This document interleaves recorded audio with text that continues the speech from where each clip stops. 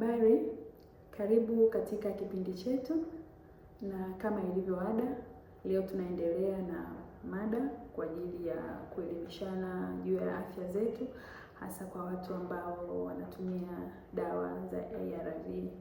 Na leo niko hapa kukukumbusha na kukutaarifu juu ya H sawasawa na H. Wengi watakuwa wanafahamu H sawasawa na H maana yake ni nini, lakini wapo ambao hawafahamu H sawasawa na H maana yake nini.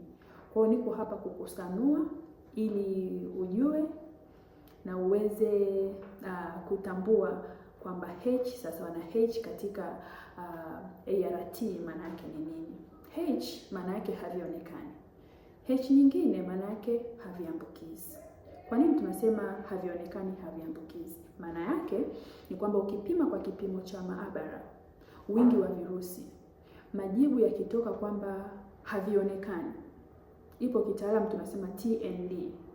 Kwa hiyo vikishaonekana kwamba havionekani, maana yake ni kwamba wewe una uwezo wa kutokuambukiza. Ndio maana tunasema havionekani, haviambukizi. Kwa nini nimeleta somo hili? Lengo langu ni kwamba mtu yote ambaye anatumia dawa za ARV anatakiwa kufahamu ya kwamba ana uwezo wa kutokumwambukiza mtu mwingine kwa njia ya ngono. Lakini chanzo cha kutokumwambukiza mtu mwingine ni matumizi sahihi ya dawa, ili ukienda kupima wingi wa virusi vya ukimwi majibu yako yatoke kwamba havionekani. Kwa leo niko hapa kuwakumbusha kwamba tutumie dawa zetu kwa usahihi kila siku kama maelekezo ya mtoa huduma yanavyosema, kama ulivyopewa maelekezo kwenye kituo cha kutolea huduma za afya. Wewe utakuwa na uwezo mzuri wa kutokuambukiza mtu mwingine kwa sababu tayari virusi vyako havionekani. Kwa mambo ya kuzingatia ni kwamba hakikisha unahudhuria kliniki kama ulivyoelekezwa na mtoa huduma wa afya.